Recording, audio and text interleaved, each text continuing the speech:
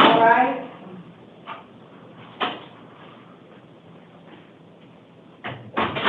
You may be seated.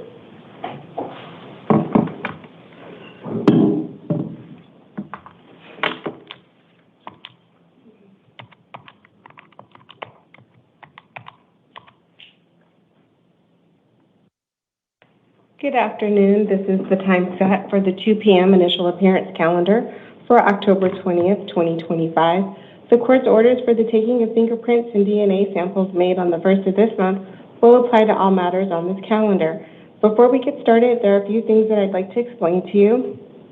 First, I will be calling each of you into the courtroom one by one. I will ask you for your first and last name and your date of birth. I will then tell you why you are here and whether or not an attorney has been appointed to represent you. I will then let you know what your upcoming court dates will be and whether or not bond has been, and what your bond will be if you are eligible for bond. And lastly, I will let you know what your release conditions are.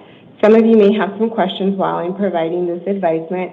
I'd ask that you please not interrupt me. Allow me to complete the advisement. Once I am done, you will have the opportunity to ask your questions. I would also caution you to keep your questions related to your release conditions only. This is a recorded proceeding, and anything that you say here could be used against you. So any questions that you have regarding your case or any other legal questions should be directed towards your attorney. The first person that I'm calling to the podium is Danny Vigil, and then George Walker, if you'll please have a seat in the chair by the door.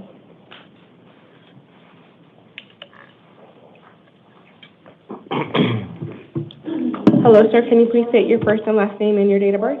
Danny Vigil, 21097. You are here today on a new case.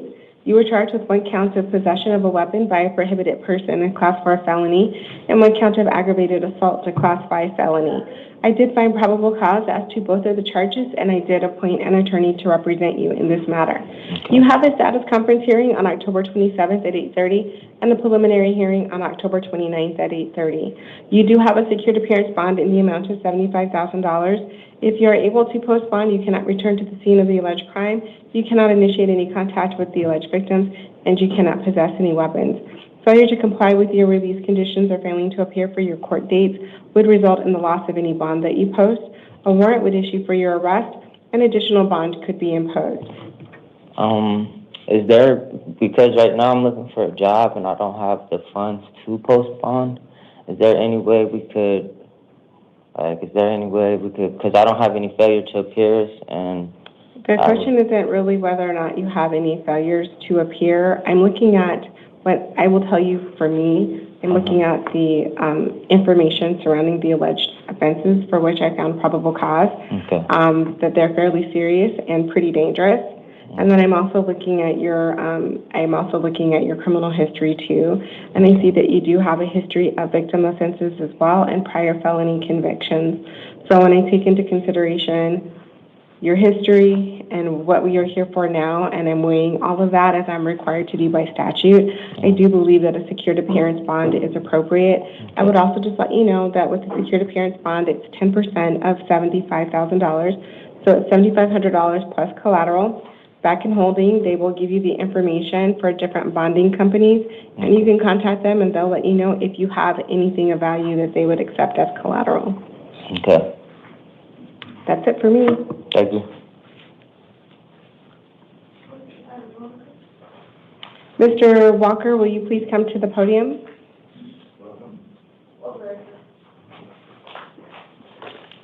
Sir, can you please state your first and last name and your date of birth? George Walker. Your date of birth? 12/26/85. Thank you. You were here today on a new case. You were charged with 1 count of aggravated assault, a Class 3 felony, 1 count of possessing a firearm on the premises of where liquor is served, a Class 1 misdemeanor, and 1 count of possession of drug paraphernalia, a Class 1 misdemeanor. I did find probable cause as to the aggravated assault and to the possession of a firearm in a premises where alcohol is served. I did not find probable cause as to the possession of drug paraphernalia. I did appoint an attorney to represent you in this matter. You do have a status conference hearing on October 27th at 8:30 and a preliminary hearing on October 29th at 8:30. You do have a secured appearance bond in the amount of $50,000. If you are able to post bond, you cannot return to the scene of the alleged crime, you cannot initiate any contact with the alleged victims, and you cannot possess any weapons. Failure to comply with your release conditions or failing to appear for your court date would result in the loss of any bond that you would post. A warrant would issue for your arrest, and additional bond could be imposed. This takes care of everything that I needed to talk to you about. If you have no questions for me, maybe you'll please step to your left. The officer will give you your paperwork. Thank you. I do have a question. So the secured 50,000, how much is that total? $5,000 plus collateral. Okay, thank you. Mr. Borneman, if you'll please come to the podium, and Zachary Hostetler, if you'll please have a seat in the chair by the door. Sorry, my pockets were sticking out. Well, sir, can you please state your first and last name and your date of birth? Brian Michael Borneman, 11869. You are here today because you have 1 new case and then you have a warrant out of West Mesa Justice Court. On your new case, you were charged with 1 count of theft of stolen property, theft or control of property, a Class 2 felony, and 1 count of theft of means of transportation, a Class 3 felony. I did find probable cause as to both charges, and I did appoint an attorney to represent you. You have a status conference hearing on October 27th at 8:30 and a preliminary hearing on October 29th at 8:30. You do have a secured appearance bond in the amount of $15,000. If you are able to post bond, you cannot return to the scene of the alleged crime, you cannot initiate any contact with the alleged victim, and you cannot possess any weapons. As to your warrant, that is out of West Mesa Justice Court. I did appoint an attorney to represent you in that matter. You will have a arraignment hearing on October 23rd at 8:30. That warrant had a secured appearance bond in the amount of $500. So your total bond between the 2 cases is $15,500. Failure to comply with your release conditions or failing to appear for your court dates would result in the loss of any bond that you would post. A warrant would issue for your arrest, and additional bond would be imposed. This takes care of everything that I needed to talk to you about this afternoon. If you have no questions for me. Is there any way, I live with my elderly mom. I pretty much take care of her. My daughter and I do, we kind of go back and forth. My daughter lives there sometimes, but she lives with her boyfriend also. But is there any way I could do I'm not inclined to do that. I did review your history, and I'm also in reviewing the information surrounding the alleged charges. I note who it is a victim offense, and I believe that the victim, if I'm not mistaken, the alleged victim may be a family member. No, ma'am.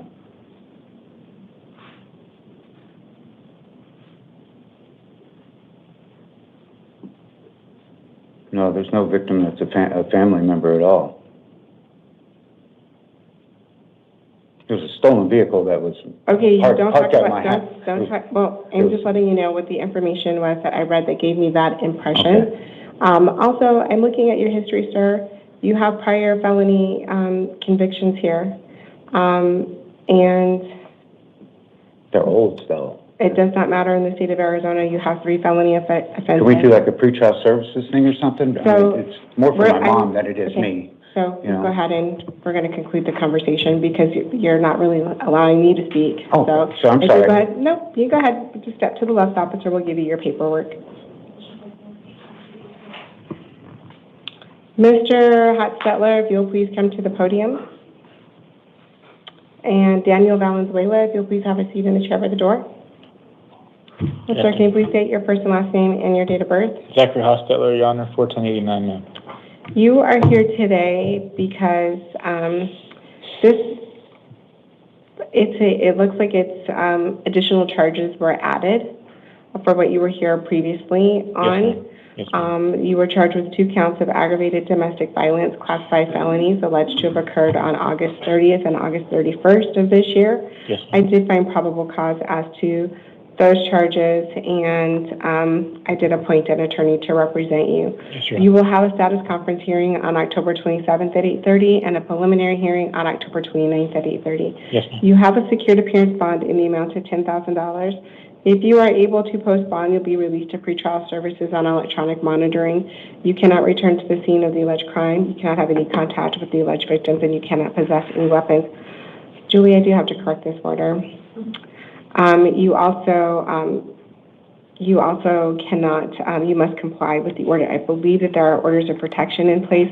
You must comply with those orders of protection, and you cannot contact the alleged victims for any reason. Yes, ma'am. Failure to comply with the no victim contact order could result in another charge of aggravated harassment, which is a class 6 felony. Yes, ma'am. Failure to comply with your release conditions or failure to appear for your court date would result in the loss of any bond that you post. I just signed it. Yes, It would result in the loss of any bond that you post, and a warrant would issue for your arrest. An additional bond could be imposed. Yes, So ma'am. this takes care of everything that I needed to talk to you about today. If you have no questions for me, so please step to your left. Officer will give you your paperwork. Thank you, Your Honor. Mr. Valenzuela, will you please come to the podium? And Marcellus Krishna, if you'll please have a seat in the chair by the door. Hello, sir. Can you please state your first and last name and your date of birth? Daniel Ruben Valenzuela, 11/24/1975.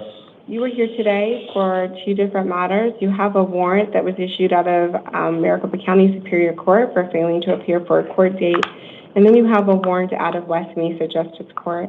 I'm first going to talk to you about the matter that you have in Maricopa County Superior Court. An attorney was already appointed to represent you in this matter. You have a status conference hearing on October 27th at 8:30, and that warrant had a cash-only appearance bond in the amount of $5,000. As to your warrant out of West Mesa Justice Court, I did appoint an attorney to represent you in that matter. You do have an arraignment hearing on October 23rd at 8:30, and that warrant had a secured appearance bond in the amount of $500. So your total bond between the 2 cases, you have a cash bond in the amount of $5,000, and then a secured appearance bond in the amount of $500.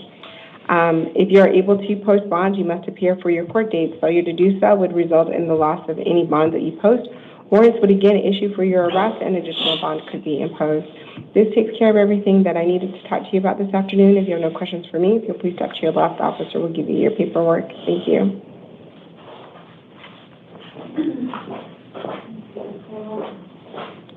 Mr. Krishna, if you'll please come to the podium, and Martin Puebla, if you'll please have a seat in the chair by the door. Hello, sir. Can you please state your first and last name and your date of birth? Yes, Marcellus Krishan, 3/27/1973. You are here today on a new case. You were charged with 1 count of resisting arrest with risk of physical injury, a class 6 felony, and 1 count of criminal trespass in the 3rd degree, a class 3 misdemeanor. I did find probable cause as to both charges, and I did appoint an attorney to represent you. You have a status conference hearing on November 4th at 8:30 and a preliminary hearing on November 6th at 8:30. I am inclined to release you to pretrial services, which means that I will release you back out into the community, but that release will be supervised by pretrial services. You do have to promise to appear for your court dates. Do you promise to appear for your court dates? Yes, I do, Your Honor. A failure to comply with your release conditions, which include that you cannot return to the scene of the alleged crime, you cannot initiate any contact with alleged victims, and you cannot possess any weapons. Failure to comply with these release conditions or to appear for your court dates would result in a warrant issuing for your arrest, and bond would be imposed. This takes care of everything that I needed to talk to you about this afternoon. If you have no questions for me, if you'll please step to your left, officer will give you your paperwork. Thank you, Your Honor. Mr. Puebla, will you please come to the podium?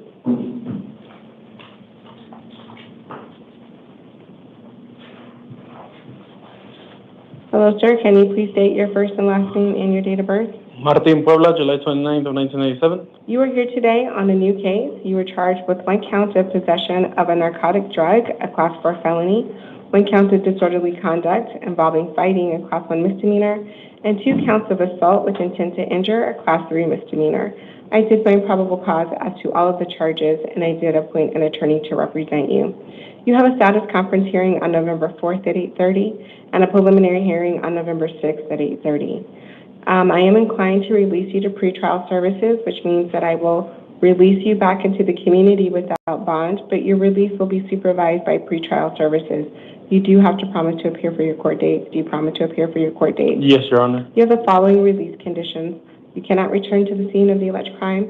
You cannot initiate any contact with the alleged victims, and you cannot possess any weapons. Failure to comply with your release conditions or failing to appear for your court dates would result in a warrant issuing for your arrest, and a bond would be imposed.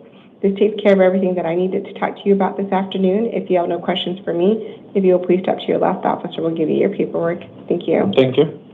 This concludes our 2 p.m. initial appearance calendar. We stand in recess until 5 p.m.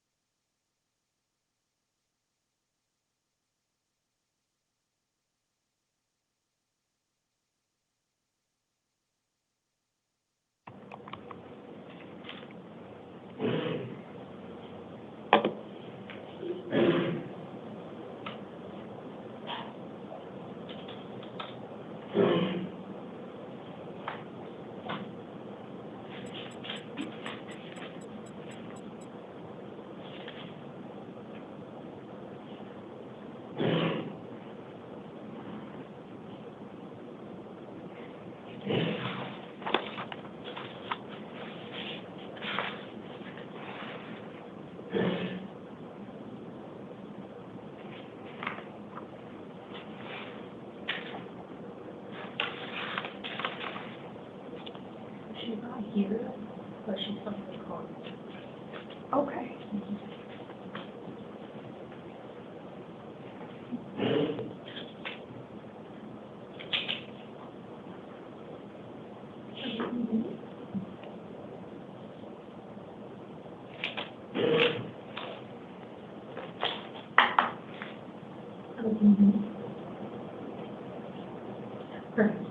Okay, great.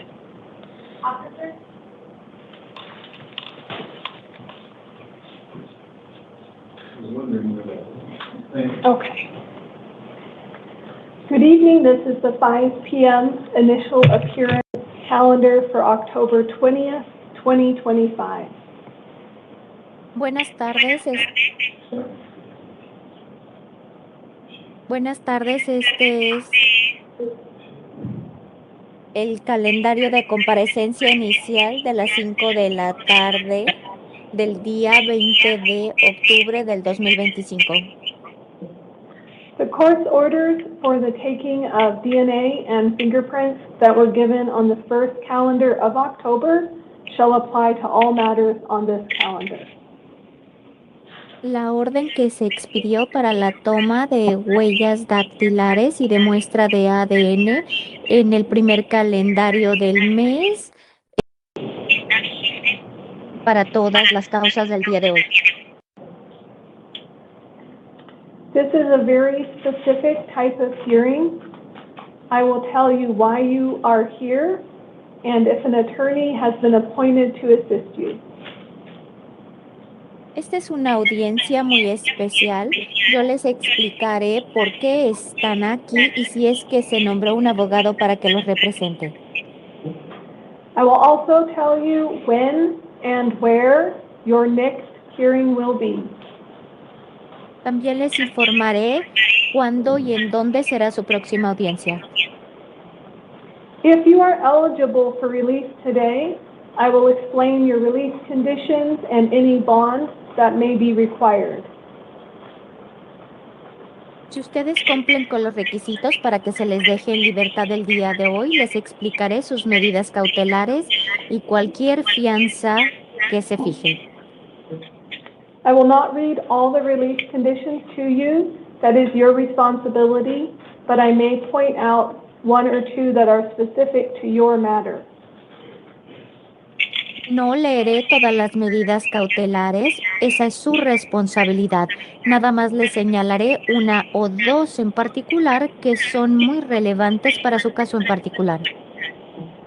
You are all here on criminal matters, and you have the right to remain silent. These hearings are broadcast as well as recorded.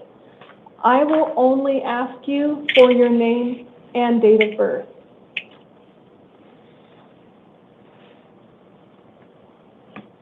Todos están aquí porque tienen causas en materia penal. Tienen ustedes el derecho a guardar silencio, no declarar.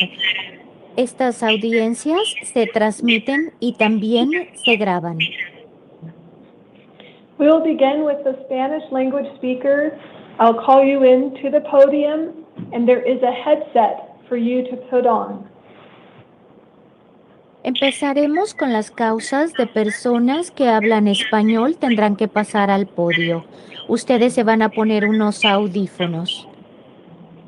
Once you put the headset on, cover the ear without the speaker so that you can hear the Spanish translation. Una vez que se hayan puesto los audífonos, deberán cubrirse el oído en el que no tienen un audífono para que puedan escuchar la interpretación al español. Abel Hernandez Gomez, please come to the podium. Abel Gómez, por favor, pase al podio. Abel Nabor. Hernández Gómez. Okay. Nabor Lopez Valiz, have a seat by the door. Y Nabor López Beliz, por favor, también váyase preparando. Okay. We'll now begin simultaneous translation. Please say your name and your date of birth. Me llamo Abel Hernández Gómez, nací en 29 de diciembre de 2002. My name is Abel Hernandez Gomez. I was born on December 29 of 2002. Okay. Are we able to use simultaneous translation today, Ms. Fernandez? Yes, the interpreter is interpreting, Your Honor. Okay, because we can still, okay, thank you. You're here today on a new case. It was alleged that you had a weapon and you're a prohibited possessor. That is a Class 4 felony. Also, that you were carrying a deadly weapon and you failed to admit it. That is a misdemeanor. It was also alleged that you had narcotic drugs in your possession. That is a Class 4 felony. Drug paraphernalia in your possession. That is a Class 6 felony. This court did not find probable cause on the 2 drug-related charges. But the state may still bring additional evidence to prove those charges.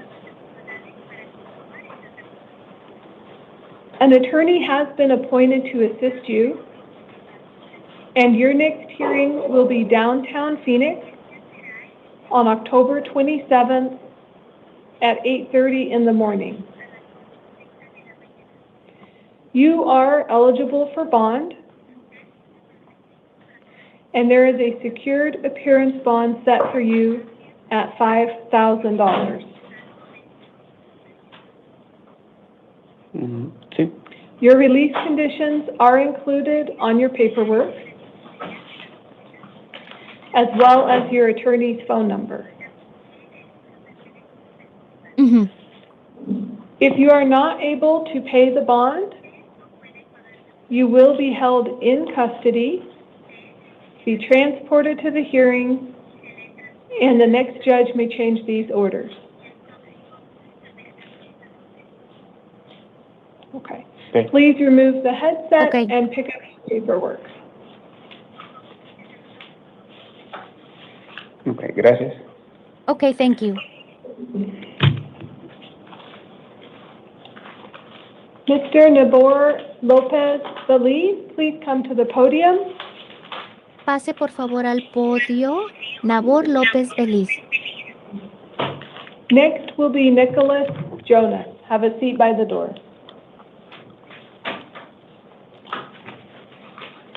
Please say your name and date of birth.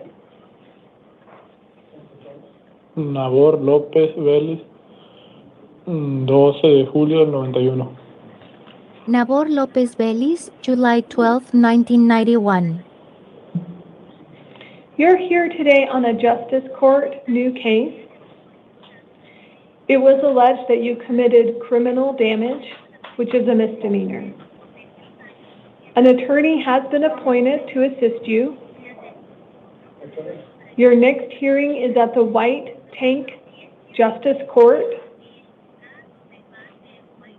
That is on October 23rd at 8:30 in the morning.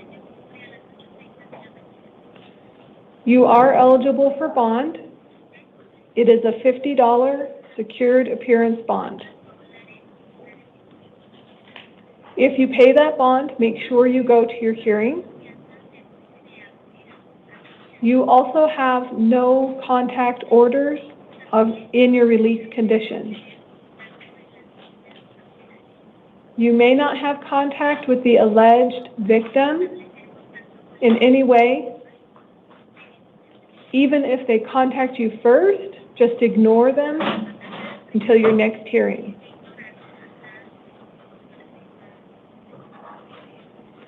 You're not to have any weapons, no drugs without a valid prescription, and no alcohol. If an order of protection or an order of harassment is issued against you, you must obey that court order.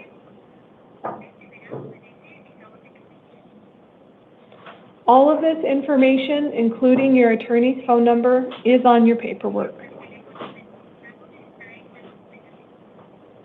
Okay. Please take off the headset and pick up your paperwork.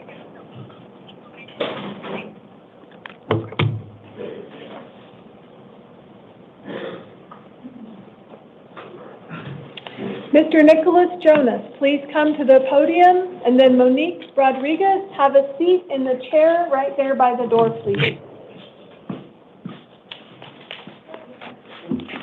Please say your name and date of birth. Nicholas Jonas, 6/18/84. Thank you, sir. You're here today on 3 matters. The first one are new allegations or a new court case, and it is alleging that you had dangerous drugs in your possession, which is a Class 4 felony, as well as shoplifting, which is a misdemeanor. This court did find probable cause and appointed an attorney to assist you. Your next hearing in your new case is October 27th at 8:30 in the morning downtown Phoenix. Because this is a new felony and you are out on felony release, you are not eligible for release today. You do have another hearing, though, to discuss that exact issue on October 27th at 1:30 in the afternoon to discuss whether or not you could be eligible for bail going forward. Your other 2 matters here today, one of them is a failing to appear to your status conference. So this is now a bench warrant that was issued for you. The allegations that were supposed to be discussed were drug paraphernalia use, Class 6 felony. You already have an attorney in that case. Now you have a new hearing date of October 27th at 8:30 in the morning. So I know they're on the same day, and they are actually in different courtrooms, but you just let your attorney know and show them your paperwork that you do need to go to different places all on the same day. That one has a $2,500 bond, but don't pay it because you're not eligible for release until after that evidentiary hearing in the afternoon at 1:30 on October 27th. Your other matter here today before the court is another failing to appear, and this one's for a disposition hearing. You did not go for your disposition, and it looks like it's on a really old aggravated driving under the influence from 2020. So they had issued a warrant for your arrest, and now you have a new hearing date, and that's October 27th again, 8:30 in the morning. This one's in the same courtroom. That one has a bond set of $2,500, but again, don't pay that bond. You won't be released that morning. Do you understand? Okay.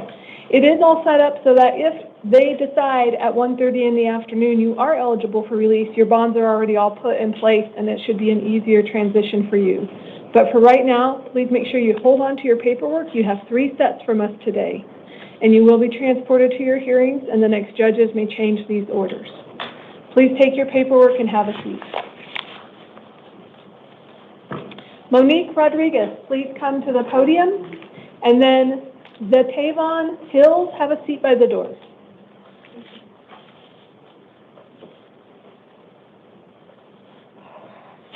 Please say your name and date of birth. Monique Nicole Rodriguez, 6/11/85. Thank you, ma'am. You're here today on a new case. There are multiple allegations. It is alleged that you committed 2 counts of dangerous drug possession for sale, which is a Class 2 felony. 1 count narcotic drug possession for sale, which is a Class 2 felony. 2 counts dangerous drug possession for your own use, which is a Class 4 felony. 1 count narcotic drug possession in your own use for Class 4 felony. 1 count of a possession of a weapon by a prohibited person, that's a Class 4 felony. 1 count of possession of a weapon in the use of a drug offense, which is a Class 4 felony. 1 count theft or control of stolen property, which is a Class 5 felony. 1 count drug paraphernalia possession, that's a Class 6 felony. Then carrying a deadly weapon without or failing to admit it, and driving on a suspended or revoked or canceled license, those are both misdemeanors. Based on the law enforcement report, this court did find probable cause and has appointed an attorney to assist you. Your next hearing will be downtown Phoenix on October 27th at 8:30 in the morning. Okay. You are eligible for bond today, and this court has found that the county's recommendation was reasonable. It is a cash-only appearance bond of $75,000. If you are able to make that bond, you'll be released under electronic monitoring with an ankle monitor, and it is house arrest until your hearing. If you are not able to pay that bond, you will remain in custody. You'll be transported to the hearing, and the next judge may change these orders. Please take your paperwork and have a seat. I do have a question. Yes, ma'am. I'm supposed to be reporting to work every day, and I have work tomorrow. There's no way that I could be on house arrest while we're going through this? If you pay the bond, you can. I just can't afford a $75,000 bond. Right. Due to the strength of the evidence that was collected and reported in the law enforcement report, that bond is appropriate. Okay, no, I understand that. It's just, he pulled me over for a taillight, which was not broken at all. So if you'd like to discuss the merits of your case, that would be a good thing to talk to your attorney or the next judge about. Okay. Okay, please take your paperwork and have a seat. Thank you, ma'am. Zatavon Hills, please come to the podium. Michael Foley, have a seat by the door.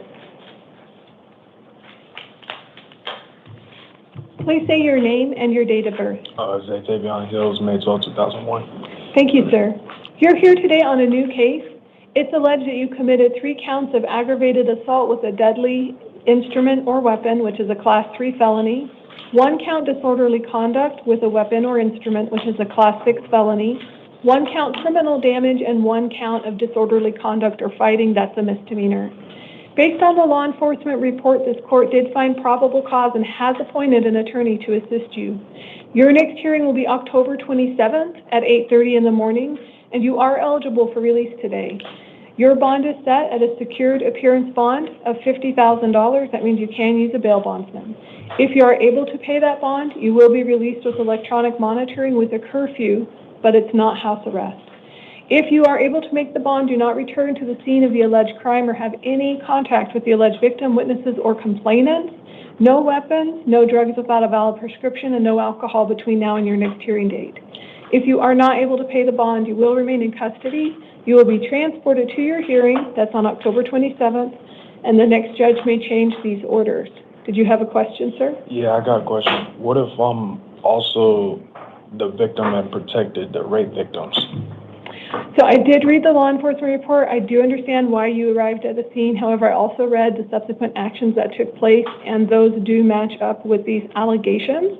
They are allegations at this time. You can talk to your attorney. Their phone number is on the paperwork, and discuss that with them. And then I have one more question. What if a weapon was never used? So again, I read the law enforcement report, and that is why these allegations, there is probable cause on these. But again, talk to your attorney and the next judge who can discuss the merits of that case. Okay, please take your paperwork and have a seat. Michael Foley, please come to the podium. Christopher Riley, have a seat by the door.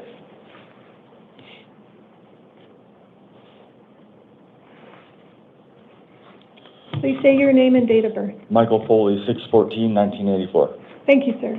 You're here today for a new case. It is alleging that you drove under the influence and it's aggravated, so that's a Class 4 felony, resisting arrest with physical injury, which is a Class 6 felony, and then reckless driving, which is a misdemeanor.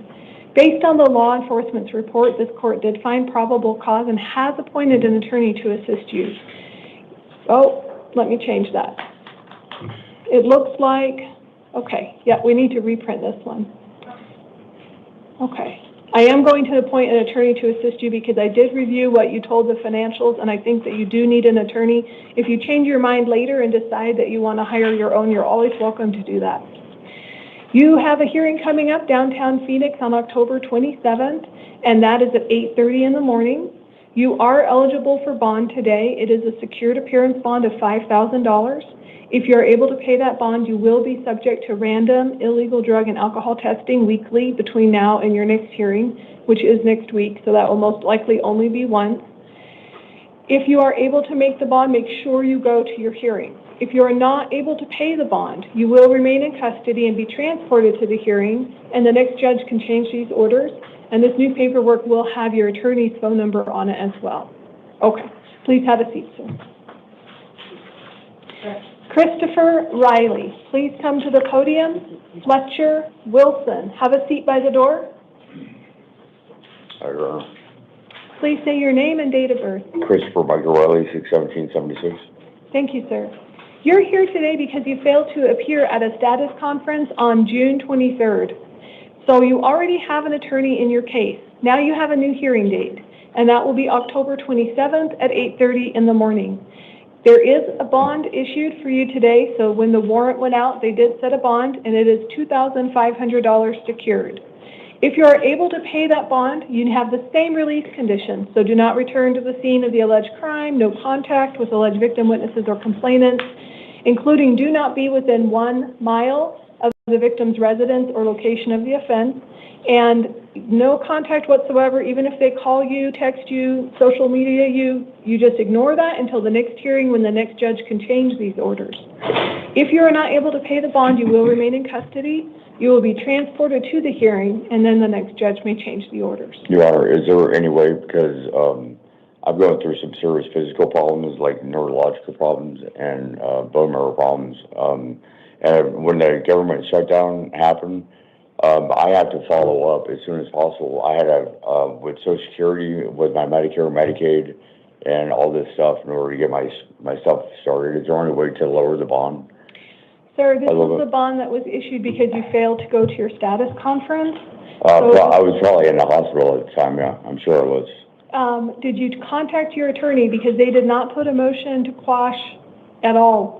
It's just that you failed to appear. Yeah, I haven't spoken with her. I didn't follow up with it. Yeah, right. So that would be something to discuss with your attorney. You could still ask them to file a motion on your behalf, even now. So you do have that information. Okay, it's on there? Okay, yep, please take a seat. All right, thank you very much. Fletcher Wilson, please come to the podium. Alexis Lane, have a seat by the door. Please say your name and date of birth. Fletcher Wilson, March 18th, 1991. Thank you, sir. You're here today on 3 matters. It looks like they are all failing to appear bench warrants. So you have a failing to appear to your probation, revocation, arraignment hearing. That was back on June 13th. An attorney has already been appointed for you. Your next hearing will be October 27th at 8:30 in the morning. For all 3 of yours together, it is a $2,000 secured appearance bond. If you are able to pay that bond, make sure you go to your hearing and call your probation officer within 72 hours.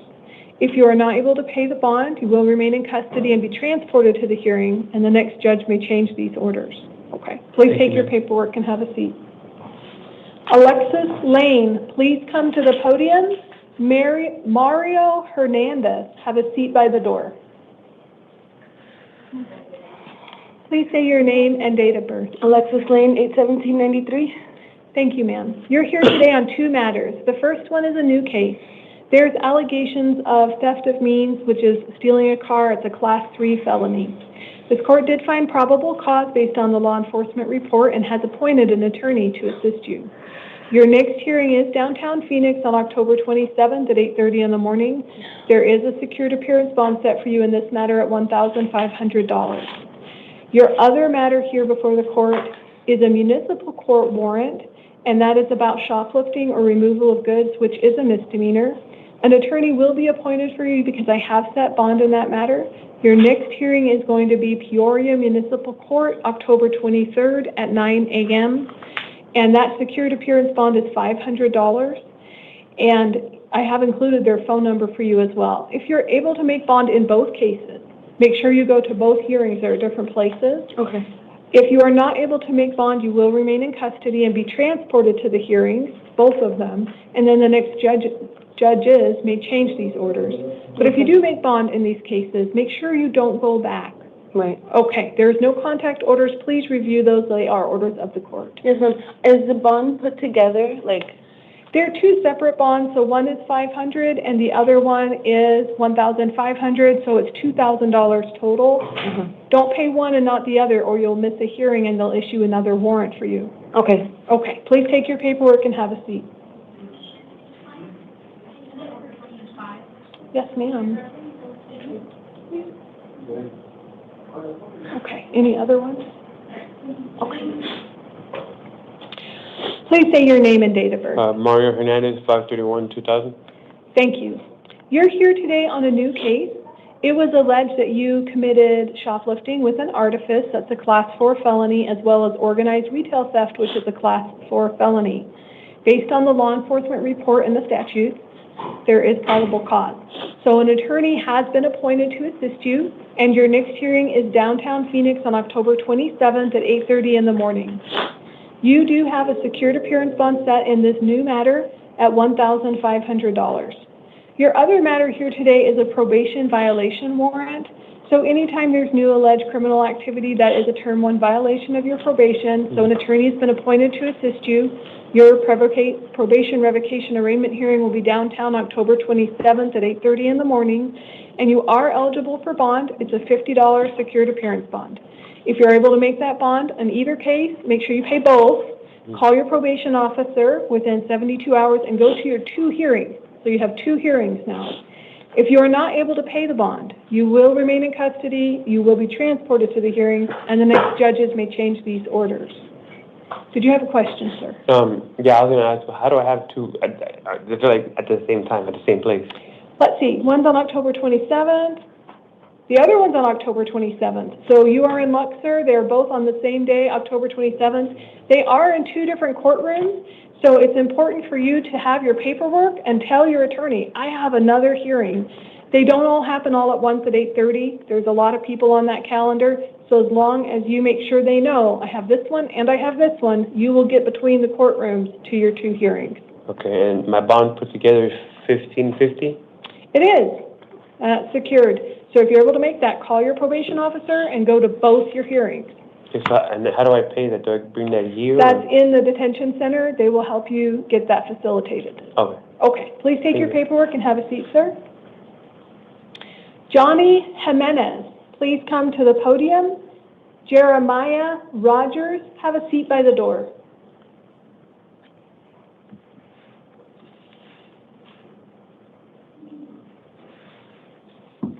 Please say your name and date of birth. Johnny Jimenez, 11/22/71. Thank you, sir. You're here today on a new case. There's allegations that you committed 1 count of dangerous drug in your possession, which is a Class 4 felony, and then shoplifting or concealment, which is a misdemeanor.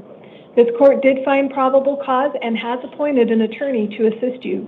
Your next hearing will be October 27th at 8:30 in the morning, and you do have a secured appearance bond set at $1,500. If you are able to pay that bond, you will be released under pretrial services. If you are not able to pay that bond, you will be held in custody. Now, I understand that you have 2 other hearings coming up. You signed through the mail for 2 different summons for direct complaints. One of them, your hearing is also set on October 27th. The other one, the hearing is set for October 29th. I have included this on your paperwork, so it's all right there kind of in the notes section, the case number and the hearing date. They're always at 8:30. So make sure you keep track of that, and if you are able to be released, you need to make it to those hearings. If you're not able to be released, you will be held in custody and transported to this 1 hearing that I've set bond on, but those other 2, they will not automatically transport you, so you have to speak up and tell your attorney, I have a summons, I need to go to court here and here. Luckily, one of them's on the same day, so they should be able to get you to that other courtroom. But the other one is on the 29th, so you've got to tell people about this. All right. Okay, it's all on your paperwork. Please go ahead and take that and have a seat.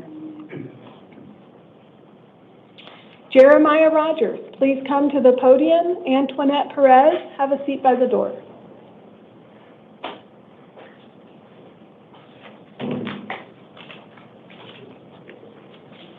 Please say your name and date of birth. Jeremiah Rogers, 06/21/07. Thank you, sir. You're here today on a new case. It was alleged that you discharged a firearm within the city limits that is a Class 6 felony. Based on the law enforcement report, this court did find probable cause and has appointed an attorney to assist you. Your next hearing is October 27th at 8:30 in the morning.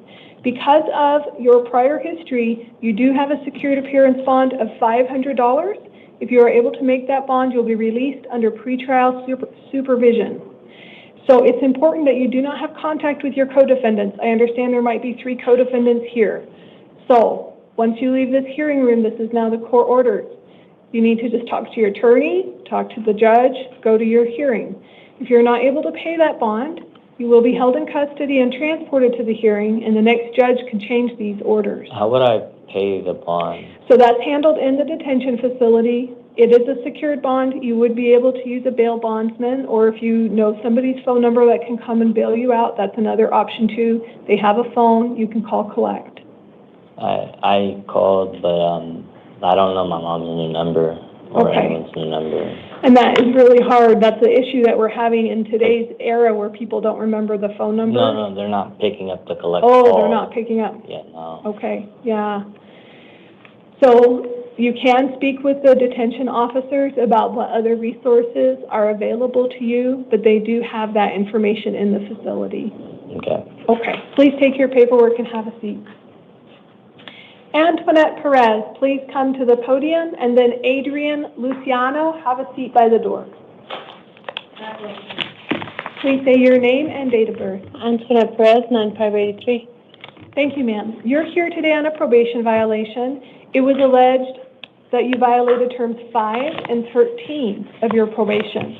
So an attorney has been appointed to assist you, and your next hearing is October 27th at 8:30 in the morning. Your probation officer will continue to supervise you. There is a secured appearance bond of $500. If you are able to pay that bond, call your probation officer and go to your hearing.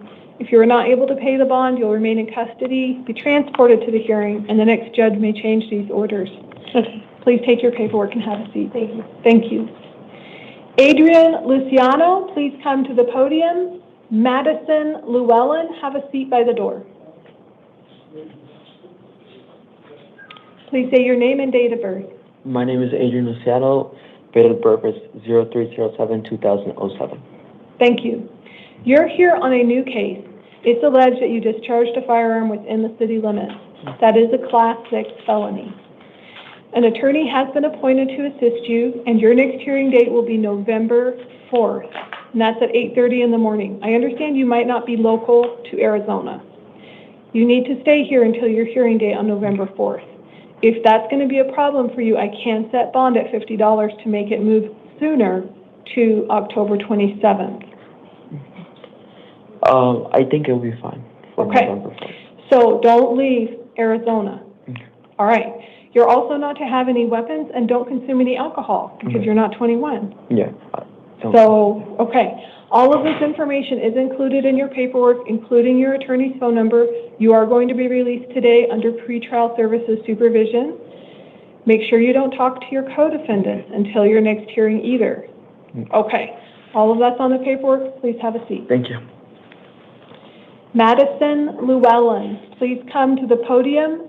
Verland Edwards, have a seat by the door. Please say your name and date of birth. Madison, September 28th, 2007. Thank you. You're here on a new case alleging that you discharged a firearm within the city limits. That is a Class 6 felony. This court did find probable cause and appointed an attorney to assist you. Your next hearing date will be downtown Phoenix on November 4th at 8:30 in the morning, and you are going to be released today under pretrial services supervision. Are you local to Arizona? Okay. Are you going to be able to stay in Arizona until November 4th and get this taken care of? Yes, ma'am. Okay. So you will be released under pretrial services. It's important that you do not have contact with the arresting officers. Don't discuss this with your co-defendants. The only person you should be talking to your case is your attorney and the next judge. Okay. This is all on your paperwork. Go ahead and take your paperwork and have a seat. Verland Edwards, please come to the podium. And then Jonathan Taryn, have a seat by the door. Please say your name and date of birth. Verland Edwards, April 22nd, 1964. Thank you, sir. You're here today on a new case. It was alleged you had dangerous drugs in your possession. This court did not find probable cause on that. Also that you had drug paraphernalia in your possession. This court did find probable cause for that. That is a Class 6 felony. I need to advise you that when you go to your next hearing, the state may bring additional evidence, and then they may charge you with both things still. Okay. So an attorney has been appointed to assist you. You do have a hearing coming up in downtown Phoenix, Superior Court, November 4th at 8:30 in the morning. You are being released today under pretrial services supervision, so you get the paperwork in the envelope. If you need a bus pass, they can assist with that. They can assist with getting you to the hearing. Okay, please take your paperwork and have a seat. Jonathan Heron, please come to the podium. Jamie Conrad, have a seat by the door. Please say your name and date of birth. Jonathan Tehran, 12/15/06. Thank you, sir. You're here today on a new case. It was alleged that you discharged a firearm within the city limits. That is a Class 6 felony. This court did find probable cause and appointed an attorney to assist you. Your next hearing is downtown Phoenix on November 4th at 8:30 in the morning. Are you from Arizona? Yes, ma'am. Okay. So you're being released under supervised release, which means that you'll be released with some paperwork today, with an envelope, with information about how they can assist you to get to your hearing. Your court orders do include that you shouldn't have any weapons, any drugs, any alcohol. Okay. Also, don't talk about this with your co-defendants. The only person you should talk about this with is your attorney and the next judge. Okay. All right. Their phone number is on your paperwork. Please pick that up and have a seat. Thank you. Jamie Conrad, please come to the podium, and then Jordan Nelson, have a seat by the door. Please say your name and date of birth. Jamie Conrad, 3/26/1979. Thank you, ma'am. You're here today on two matters. The first one is a new case. There's allegations that you had dangerous drugs in your possession, which is a Class 4 felony, narcotic drugs in your possession, also a Class 4 felony, and then drug paraphernalia, which is a Class 6 felony. This court did find probable cause and has appointed an attorney to assist you. Your next hearing in this new matter is downtown Phoenix on November 4th at 8:30 in the morning. You are being released today with the supervision of your probation officer, so make sure you call them after you're released and go to your hearing. Your other matter, of course, is a probation violation warrant. So this is a Term 1 violation of probation anytime there's new alleged criminal activity. An attorney has been appointed to assist you. Your next hearing downtown Phoenix is October 27th at 8:30 in the morning. So that is sooner. So you have the October 27th probation hearing, and then you'll have your new charges hearing in November. But I'm being released? You are, Thank you. under the supervision of your probation officer. So make sure you call them when you are I released will. today. Thank you. Thank you. Please take your paperwork and have a seat. Jordan Nelson, please come to the podium.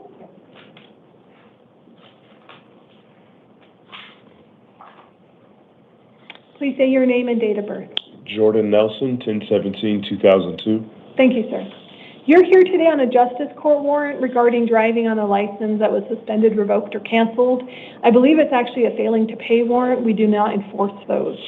So no attorney has been appointed for you because it's a misdemeanor. Failing to pay is now what that is. But you have a hearing coming up, and it's at West Mesa Justice Court. So you need to go there on November 4th at 8:30 in the morning. I have also included for you their phone number. And just so you understand, they were asking for a $250 bond from you today. We are not going to collect that. We are going to release you today on your promise to go to the hearing, call ahead, be ready to get this taken care of so they don't keep issuing warrants for your arrest. Okay, all this information is on your paperwork. Please take your paperwork and have it. Your Honor, how am I supposed to show up to a hearing in Mesa when I've taken a plea? So I cannot see what West Mesa, I can't see the insides of your case. I'm saying from Phoenix to do with a whole different case. Oh, so you're here on a whole different case for Phoenix. The reason they transferred me here was to take care of my warrant as well. Okay. In Mesa. Have you seen the Phoenix court yet? No. Okay. No. They'll probably see you in the next couple hours or days, hopefully today or tomorrow. I believe they have court a few times a day as well. Okay. If you would like, I can put a $50 bond on here to make sure you get transported out to West Mesa for your next hearing, and it would bump your hearing date up too. It would make your hearing date be October 23rd. Do you think they're going to hold you on bond in Phoenix? No, I do not. It was a whole different case, and I took the plea. Okay. And so So right now, then- I'm just basically in holding until, Will you be in jail? yes, So when you took the plea, you said you would go ahead and go to jail. yes, Are you going to be in jail on November 4th? yes, Okay. Do you have an attorney? yes. You need to tell your attorney about your new court date, Okay. and they can request for you to be transported to that hearing. Mm-hmm. The other thing is you can tell the attorney about your case here, and if you have the means, you can pay off your failure to pay warrant. Mm-hmm. And is it $250? I believe so, but again, that's something you'd want to talk with your attorney about, or that actual West Mesa Justice Court. Okay. Yeah, because it's a failure to pay warrant.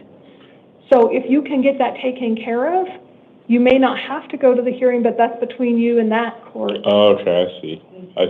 If you can't get it taken care of, you don't want them to keep issuing warrants for you, make sure you tell your attorney about it, so maybe they could do a motion to continue or something else. Okay.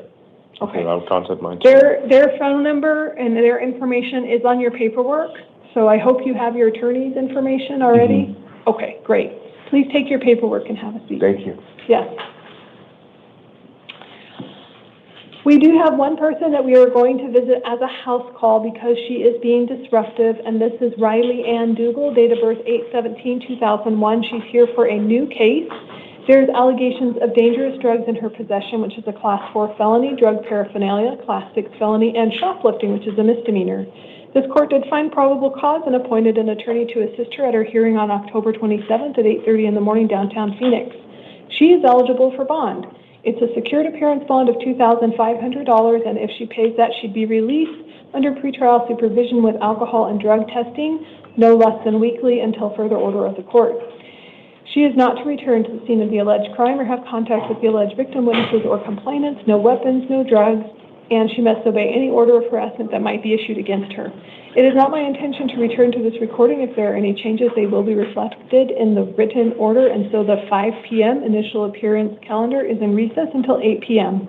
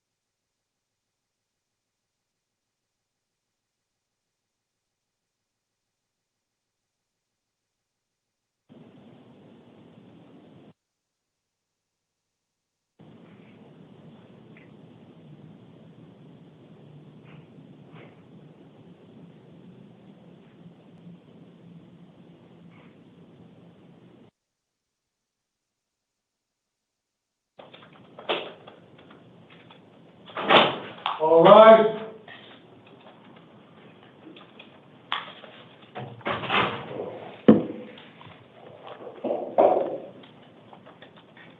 Please be seated. Sorry about that. Please be seated.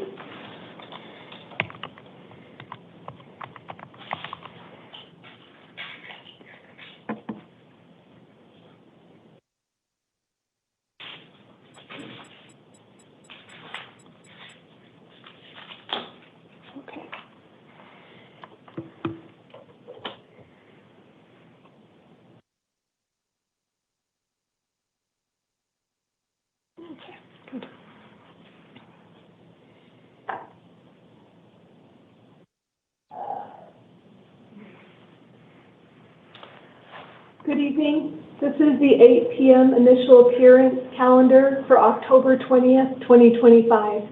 The court's orders for the taking of DNA and fingerprints that were given on the first calendar of this month shall apply to all matters on this calendar. As you just heard in the recording, this hearing is for a specific purpose. I will tell you why you are here, if an attorney has been appointed to assist you, when and where your next court hearing will be, if you are eligible for release, what the release conditions will be, if you have bond, what the bond amount is. I will not read all the release conditions to you, but I may point out a few that are specific to your matter. Please remember these are all criminal matters, so you do have the right to remain silent. These hearings are being recorded as well as broadcast. Anything you say may be used against you. So I will only ask you for your name and your date of birth. I will call you in one at a time. There is a podium in the center of the room. I'll ask you to come and stand in front of the podium, or it's behind the podium. The second person I'll ask to have a seat by the door in that chair. Gerardo Aon, please come to the podium. Nicole Mole, have a seat by the door.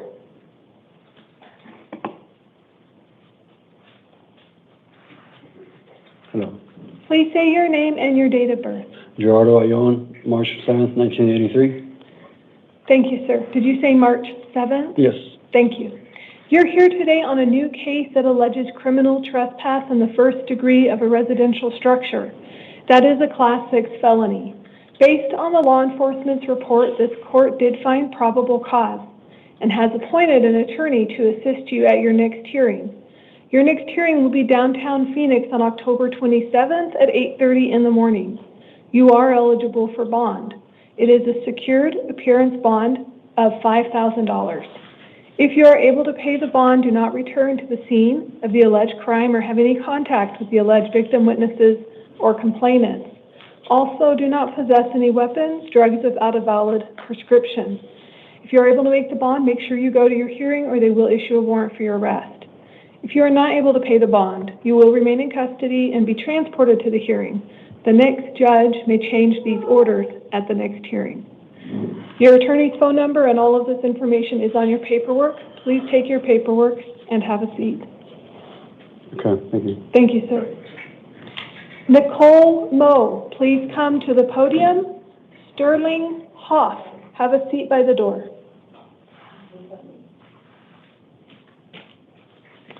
Please say your name and date of birth.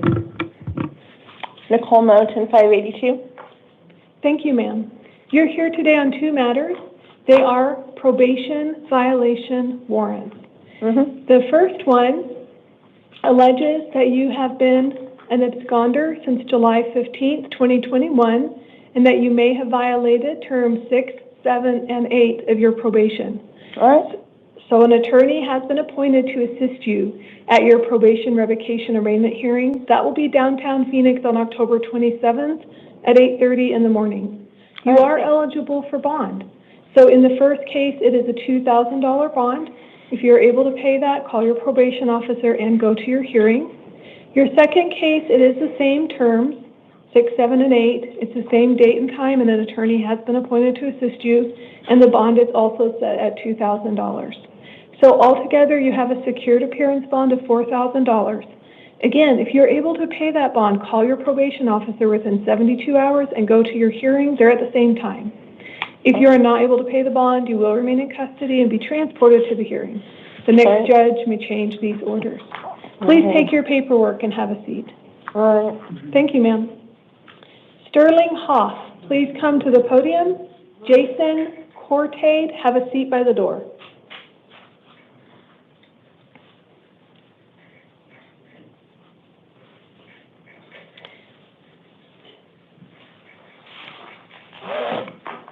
Please say your name and date of birth.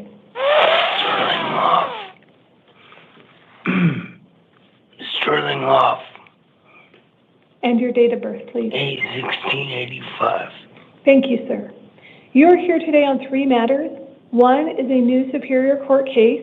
It is alleging that you had dangerous drugs in your possession, which is a Class 4 felony. This court did find probable cause and appointed an attorney to assist you. Your next hearing on your new case is downtown Phoenix on October 27th at 8:30 in the morning. There is a secured appearance bond set for you in that new case at $50. You have two other cases. One of them is a probation violation warrant. It alleges that you violated terms 3, 4, 13, and 15 of your probation, which included failing to self-surrender for a 6-month term in county jail. That warrant is valid, so an attorney has been appointed to assist you at your probation revocation arraignment hearing on October 27th at 8:30 in the morning. There is a secured appearance bond on that warrant of $2,500, and you have one more matter, and then I'd be happy to take any questions. Your other matter is also a probation violation warrant, and it alleges that you violated terms 3, 4, and 15, and that you have been in absconded status since June 26th of 2025. So the same time and place for your probation revocation arraignment hearing, an attorney will be there to assist you. That one has a bond of $250. So altogether, it's $2,800 secured appearance bond. If you are able to pay those bonds, you will be released, but you need to call your probation officer within 72 hours and go to both hearings. If you're not able to pay the bond, you will remain in custody and be transported to those hearings, and the next judge may change these orders. Did you have a question, sir? I was in treatment, so I couldn't turn myself in. Judge told me to be in treatment, and if I was in treatment, I didn't have to go to a court date. So I was in the hospital, was not able to go to the court date. So this would be a good thing to discuss with your attorney. The allegations are terms 3, 4, 13, and 15. So some of those allegations may no longer be applicable to you, so that would be a good thing to discuss with your attorney. But I do know that number 3 is, for instance, that they couldn't find you, so did not report as directed on August 6, 2025, that type of situation. So again, discuss this with your attorney. The information will be on your paperwork. You do have 3 sets of paperwork. one for your new allegations, and then the other for your probation. Okay? Please take your paperwork and have a seat.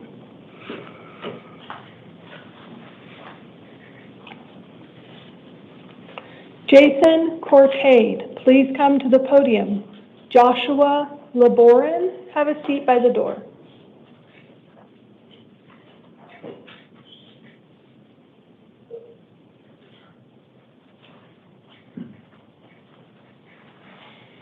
Please say your name and date of birth. Jason Wayne Cortade, March 26, 1974.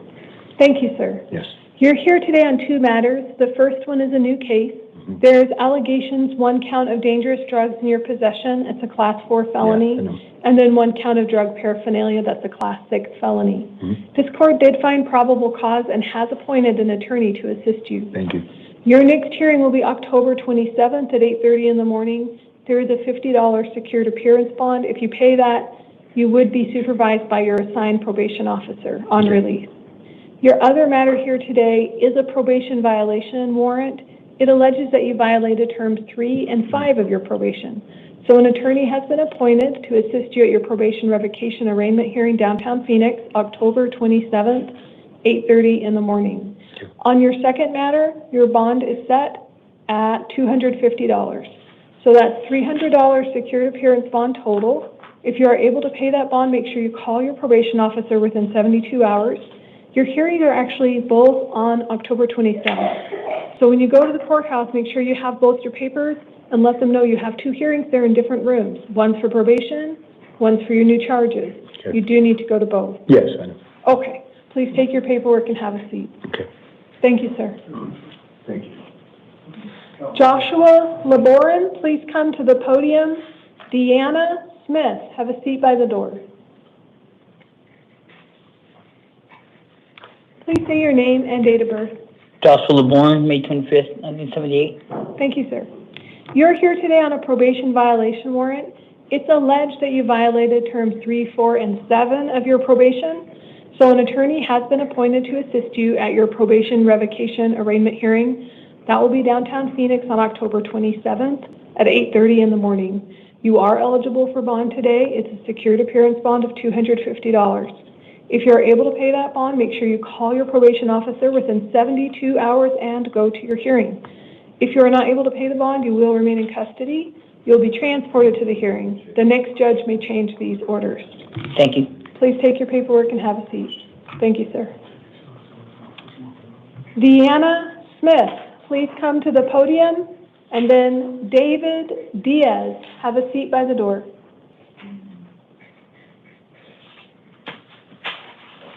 Hello.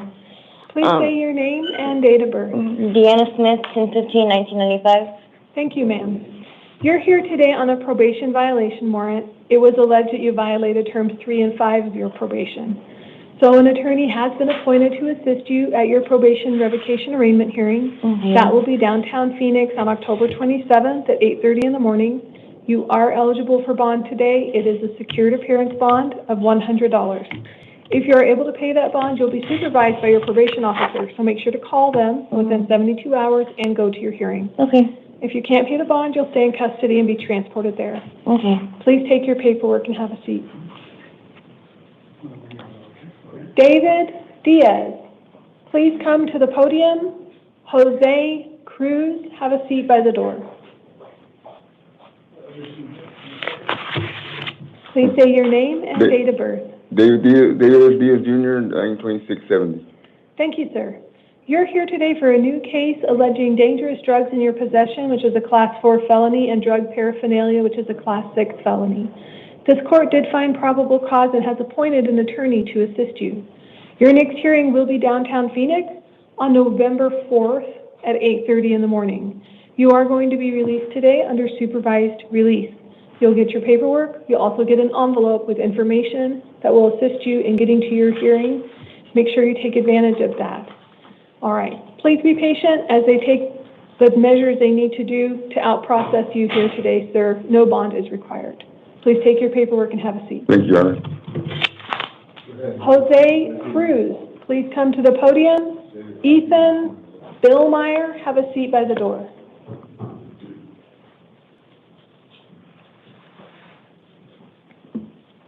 Please say your name and date of birth. Jose Cruz, 7/14/80. Thank you, sir. Yeah. You're here today on an arrest warrant. It's a direct complaint. So what happened is you were arrested back in March of 2025 for resisting arrest, which is a Class 6 felony, and released, and now they have filed charges. So an attorney has been appointed to assist you, and your next hearing will be downtown Phoenix, November 4th at 8:30 in the morning.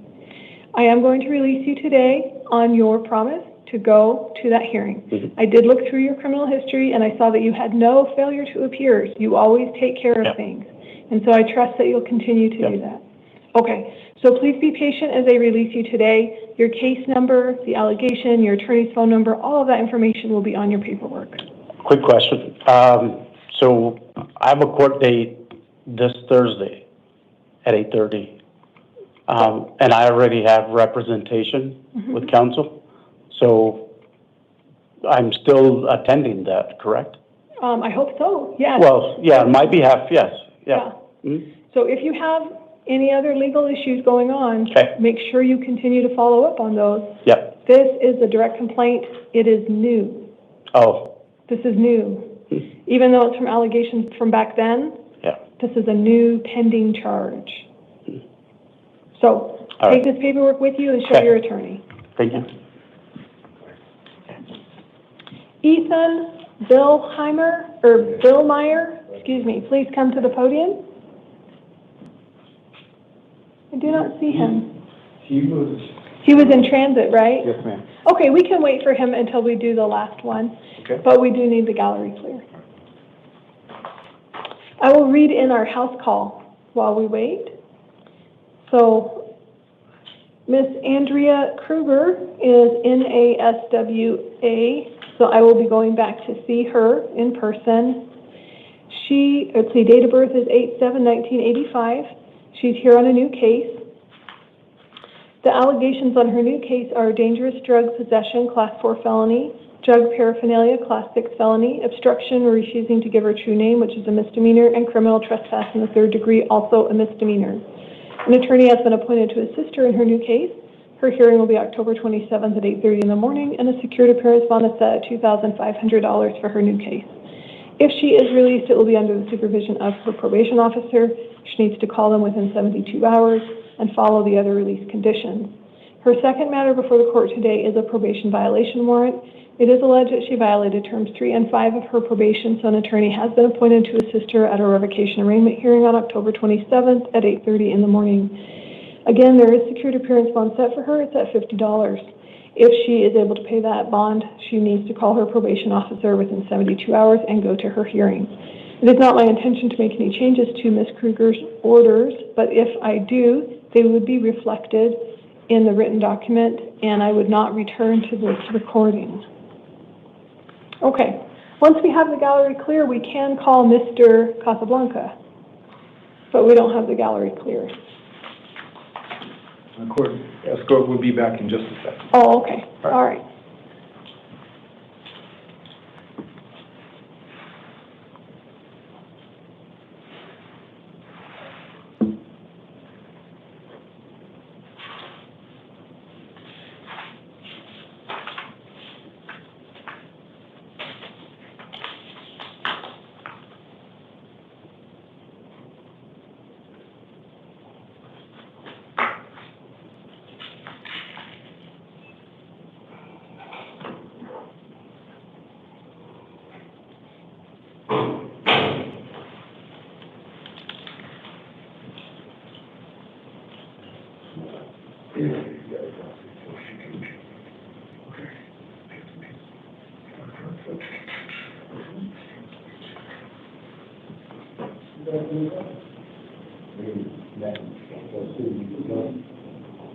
She's just waiting for you to leave.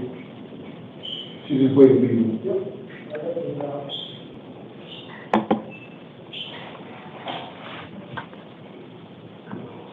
Okay. Mr. Casablanca, please come to the podium. Yes, ma'am.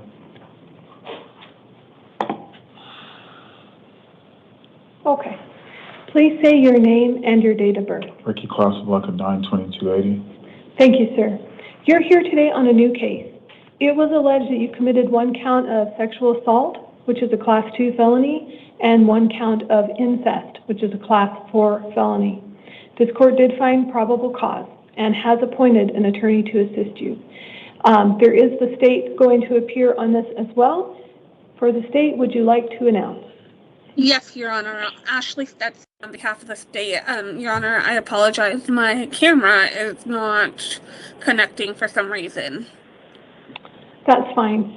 We are going to go ahead and proceed. So I did read through the law enforcement report. I have found probable cause. I did read the state's recommendations. I do not think we need to go through those.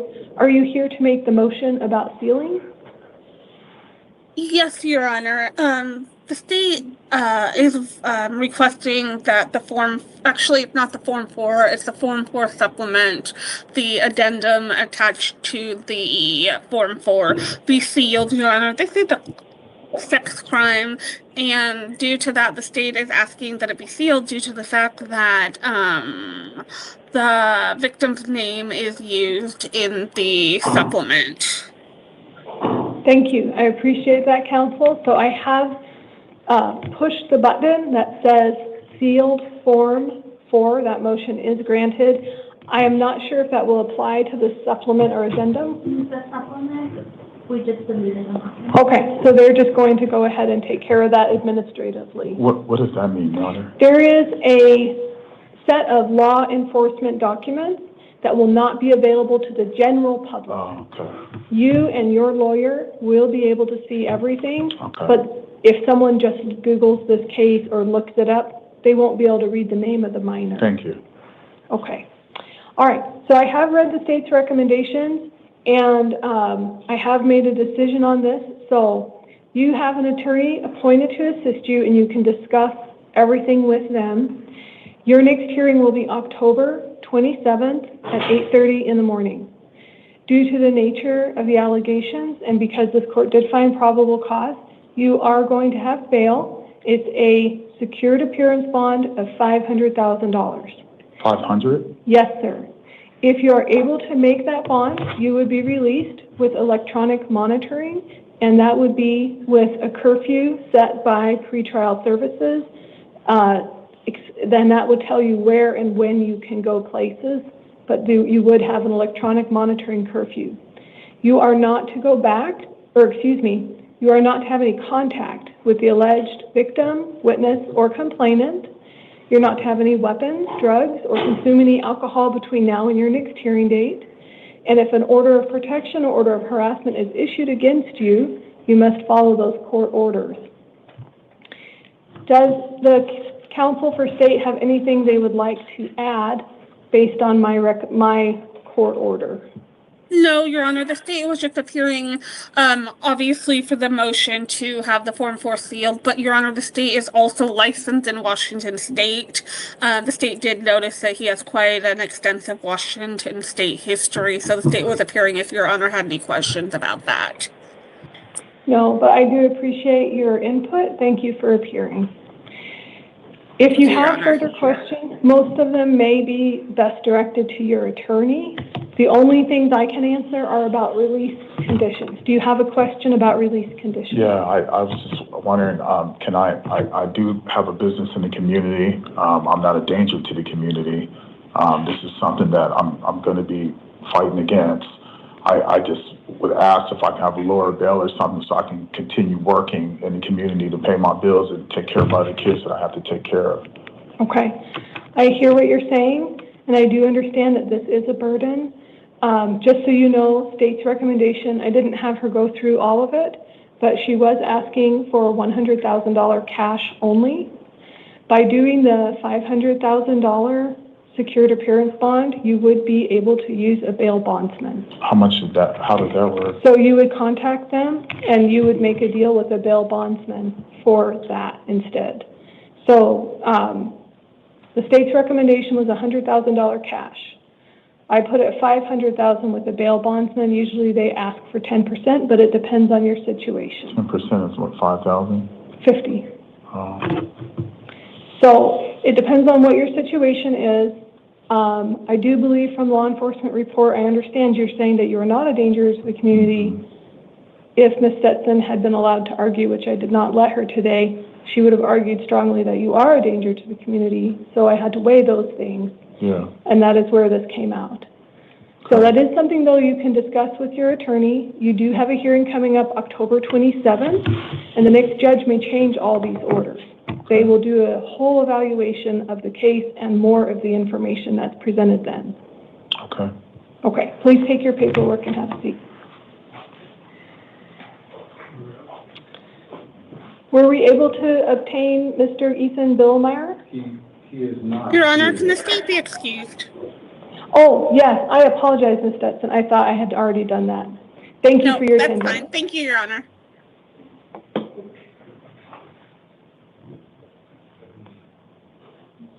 Do you think, let me go ask, can you call Hughes and see if she, or Huckabee, I mean, and see if she'd be okay with him moving since he's not here? Do they know that ETA is working? Do you have an ETA for him? I will find out for one moment, okay? Okay, we'll wait then. Okay, we still have time. Yeah. Okay. We notified him over probably about 45 to an hour ago, so. Right. I remember being told that he was in transit, so I was hopeful. Yeah. There was a chance that he couldn't be out there, but. Okay.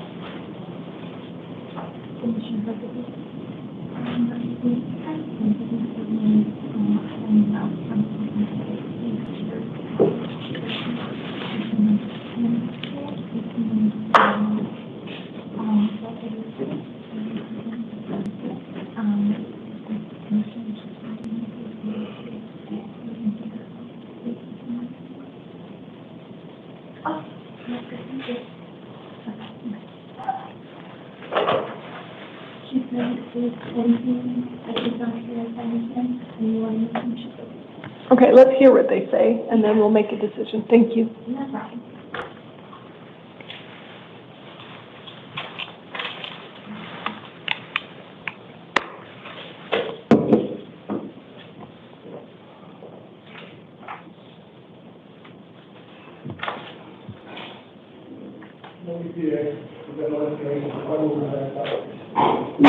We have nobody yet. Okay, so he's not at the ITR yet? Nope, you got no ETA either, so. All right, we're going to move him to the 8 p.m. calendar then. Okay, so Mr. Ethan Bill Mayer will be moved to the 8 p.m. calendar. His date of birth is 5/15/1998. It's to the 11 p.m. calendar. Oh, the 11 p.m. Thank you so much. No problem. So we are at the 8 p.m. calendar. Mr. Ethan Bill Mayer will be moved to the 11 p.m. calendar. And as he was our last person on the 8 p.m. calendar, the 8 p.m. calendar is now in recess.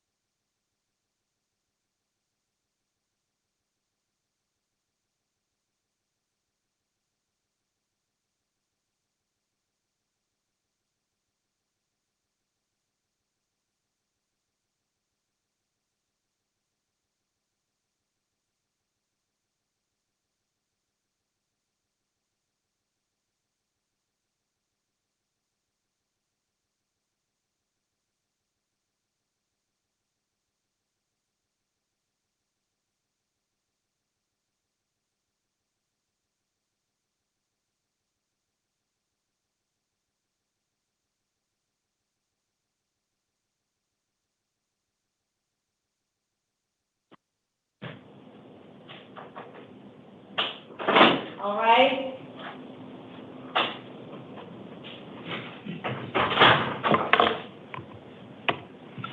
Thank you. You may be seated.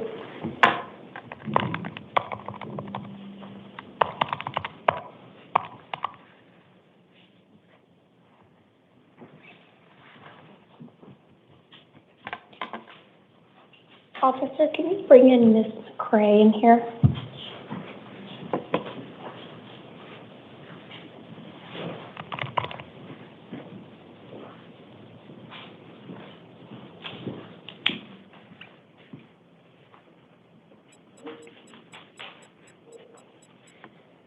Good evening. Jennifer, can you hear the court okay? I can. Can you hear me?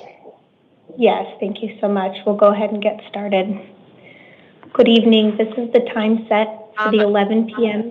I'm sorry, Your Honor. She's asking if she can move closer to see the interpreter. Officers, is that okay if she gets closer to the camera? Okay. Or actually, maybe we can move that towards her so that way she stays in the frame. Is that on wheels?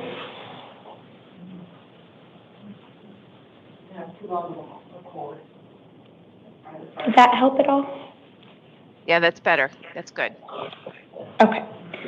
Good evening. This is the time set for the 11 p.m. initial appearance calendar on October 20th, 2025. The court's orders for the taking of DNA and fingerprints that were given on the first calendar of this month will apply to all matters on this calendar. I will call you each one at a time to the podium. I'll provide a second name to sit in the chair outside of this room.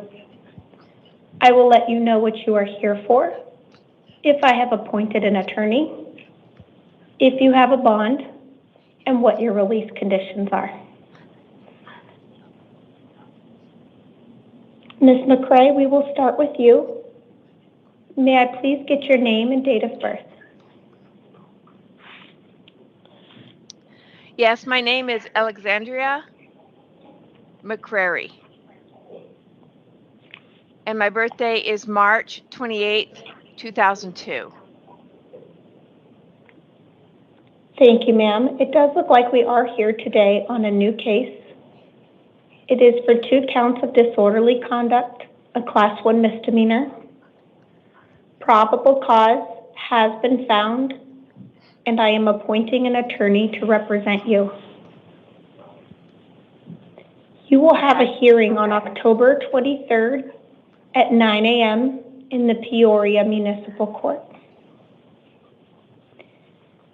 You have a secured appearance bond in the amount of $500.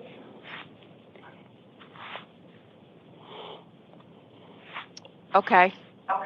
In the event you post that bond, you do have written conditions of release. Some of those do include not returning to the scene of the alleged crime, no contact with any alleged victims. I understand. If you reside at the same location as the alleged victim, you may contact law enforcement for one civil standby to collect your personal belongings.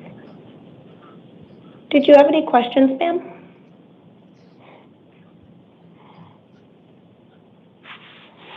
No, I'm good. Thank you.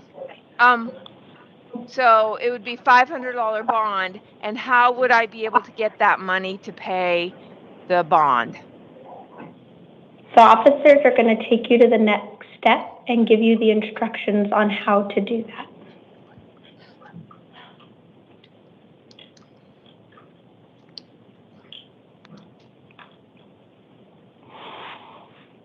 Okay, sounds good. If you will take a step to your left. And so I can't get out of jail if I don't post that bond. Is that correct? Correct. If bond is not posted, you'll remain in custody.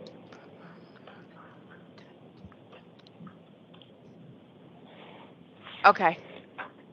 If you will step to the left, the officer will get you that paperwork. Okay. Thank you, ma'am. Oh, wait, I have one more question. The 23rd will be my next court date? That is correct.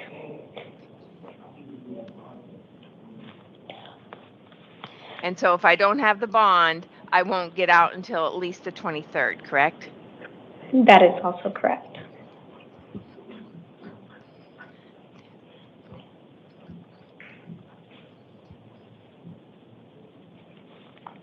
Okay, sounds good. Thank you, ma'am. All right, and I appreciate your help this evening, Jennifer. Feel free to disconnect at your convenience. Thank you. Have a good rest of your night. You too. Thank you. Can I have Mr. Leslie Ruffin to the podium and Christopher Sanchez to the chair?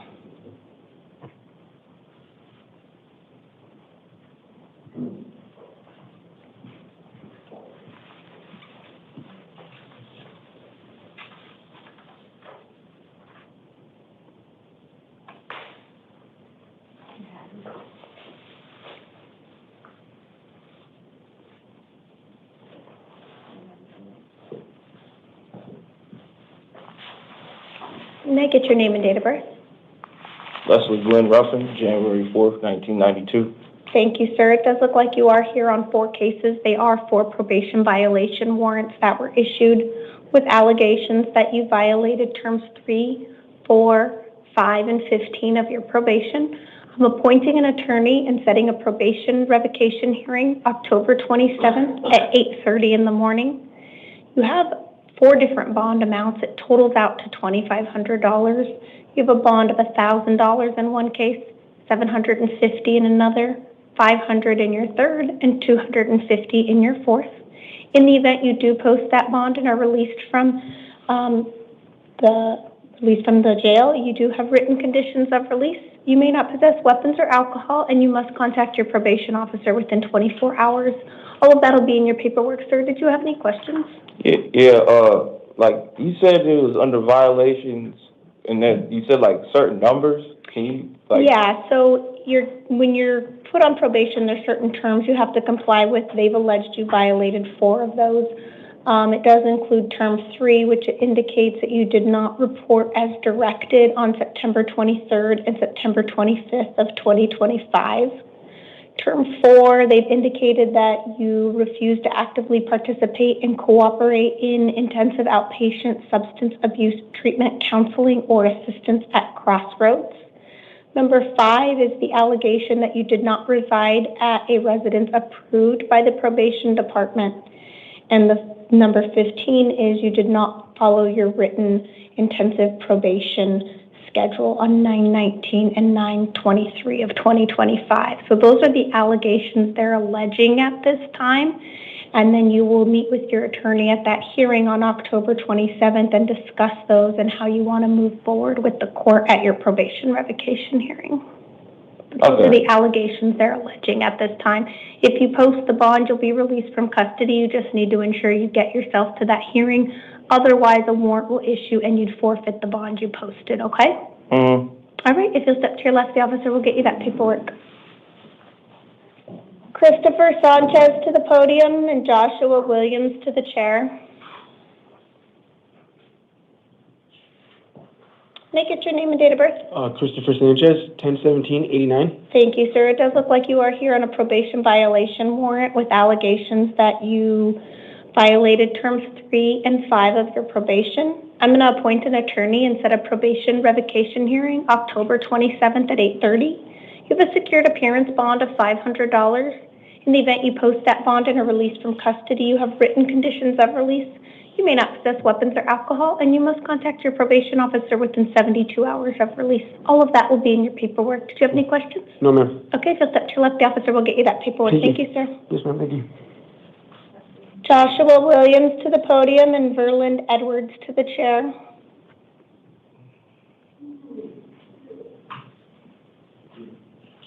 May I get your name and date of birth? Joshua Williams, 10/20/93. Thank you, sir. It does look like you are here on a probation case. It looks like you were recently picked up out of the city of Phoenix. Yeah. And because of that, it is a term 1 violation of your probation. Yeah. And so I'm going to appoint an attorney and set a probation revocation hearing October 27th at 8:30. You have a secured appearance bond of $250. If you have any bond on that city of Phoenix case, this would be in addition to that. Yeah. If you post your bonds and you're released, you have written conditions, and it does include not possessing weapons or alcohol and contacting your probation officer within 72 hours of release. Do you have any questions? Yeah, like how am I supposed to do that when I'm in here? And I got picked up on the day I was supposed to go see my probation officer too, the 15th, but I got booked the 16th. So like what I'm in here for is the 3 misdemeanor warrants, the charges that was way before I got on probation and stuff. So you weren't picked up for any new charges? No new charges, just 3 misdemeanor warrants. That's what they told me. And so you've already seen the city of Phoenix judge? Yep, when it was Thursday, Friday. And were you given any bonds? Yeah, bond. But I go to court on the 27th. For the city of Phoenix? Yeah. Okay, so you have bonds and you haven't posted them and you have city of Phoenix court on October 27th? Yes, ma'am. Okay. Do you know what time? 8:30. So the same time as this one? Because your hearing with us is going to be the same time. They're going to have to coordinate it, whether you appear telephonically or something for one of them so you can make it to both. Okay. But because you're already being held by the city of Phoenix on bonds, if I don't set a bond, you will automatically miss this hearing because they won't transport you, and then you will get a failure to appear warrant. After you see the city of Phoenix judge, you're going to come right back before us. So I have to keep this bond on here. But if you're not going to post all of the bond, all of city of Phoenix and this one, then don't post any of them because you're not going to be released and then you're not going to be transported. They may resolve your probation revocation issue the day of your hearing. So talk to your attorney about that. But again, if you're going to post bond, it has to be all cases. If you only post a couple of them, you're still not going to be released, and then it may cause some transportation issues with the Maricopa County Sheriff's Office, okay? Gotcha. Any further questions? Oh, that's it. Okay, if you take a step to your left, the officer will get you that paperwork. Thank you, sir. Verland Edwards to the podium, Josiah Means to the chair.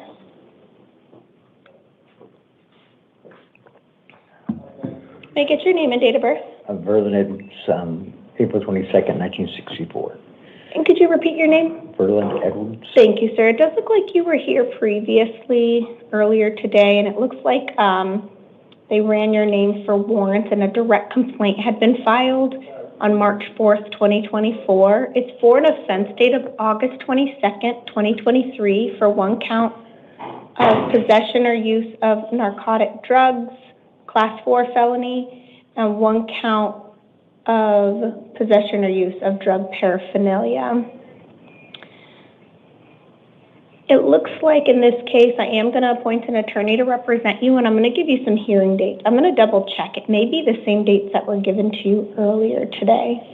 It is. It's going to be the same dates that were given to you earlier today, which is November 4th at 8:30 and November 6th at 8:30. Okay. I'm going to release you on this case as well to pretrial services. So it's going to be very similar to what you were given before. You have release conditions. You're going to get an envelope. You need to contact pretrial services once you've been released.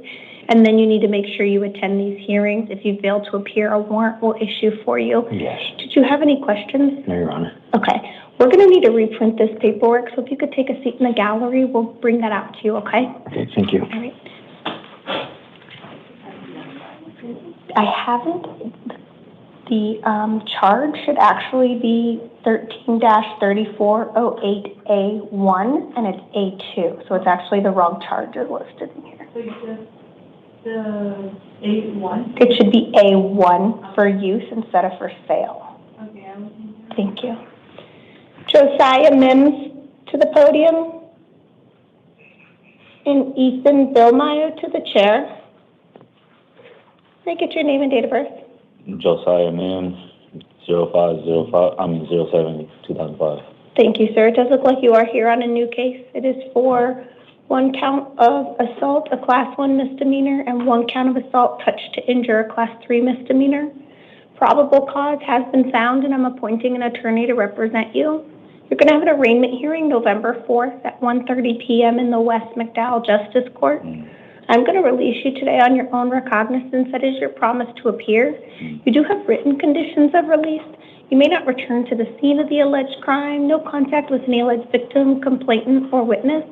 All of this will be in your paperwork. Did you have any questions? No, ma'am. Okay, so take a step to your left. The officer will get you that paperwork. Yeah, just that code. Thank you. Ethan to the podium and Arturo to the chair. May I get your name and date of birth? Ethan Billmeyer, May 15th of 1998. Thank you, sir. It does look like you are here on a probation case. You were picked up for a disorderly conduct charge, and because you're on probation, it is a term 1 violation. On the new charges you were picked up for the disorderly conduct, are you being held on bond? Yes, ma'am. Okay, and when's your next hearing for that case? The 27th. And it's out of what city? Phoenix. City of Phoenix? Yes, okay. So what I'm going to do is I'm going to appoint an attorney. You're going to have a probation revocation hearing in this case, and then you're going to have a $250 bond. If you have any bonds, well, you did say you had a bond in the other case. If you post this bond, you need to make sure you post all bonds. Otherwise, you won't be released from custody.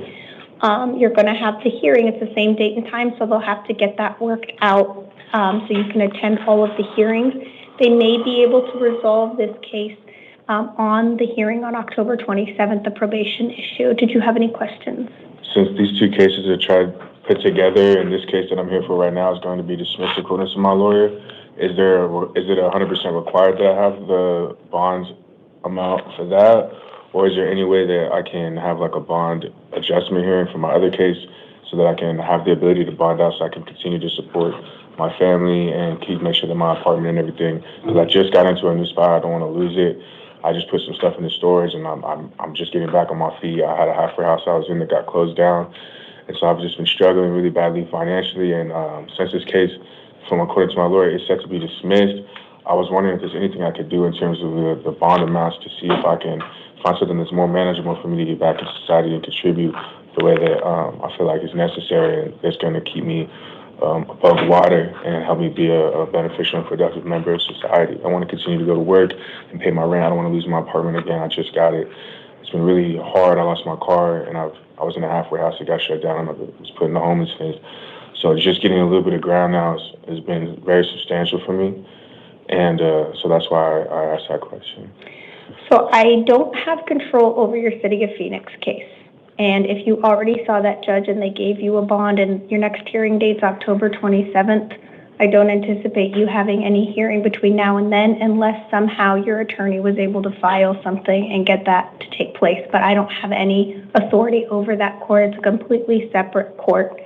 And you may have heard me tell the person before you, if the City of Phoenix gave you a bond, if I don't hold you on a bond, then you won't be transported for my hearing. And then what automatically happens is after you see the City of Phoenix judge, you get a failure to appear warrant on this court, and then you start your 24 hours to come back through here again. So you would be here longer if I didn't place a bond on you.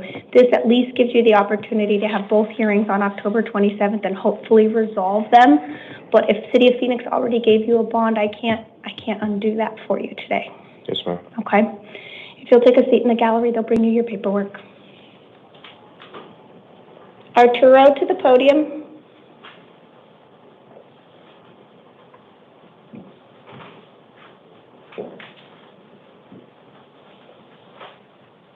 May I get your name and date of birth? Arturo Pedrosa, May 6, 2005. Thank you, sir. You are here on a justice court warrant. It does look like it is for an offense date of August 30th, 2024. You failed to appear at a hearing on July 16th, 2025 related to knowingly displaying a false license plate. Due to the nature of your charges, you're not entitled to court-appointed counsel. I'm going to set a hearing on November 4th at 10 a.m. in the San Marcos Justice Court. I'm going to release you today on your own recognizance. That is your promise to appear.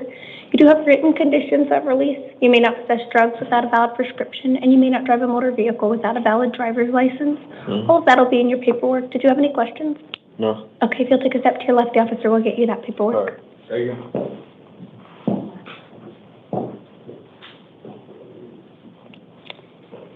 And it looks like I have a second case that was added to the house calls. Do we know what's going on with Mr. Williams?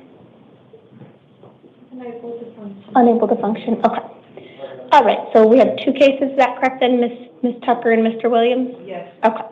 The two remaining cases will proceed as house call due to being unable to function and or unpredictable behavior. Case number 9, Ada Tucker, date of birth November 28th, 1976.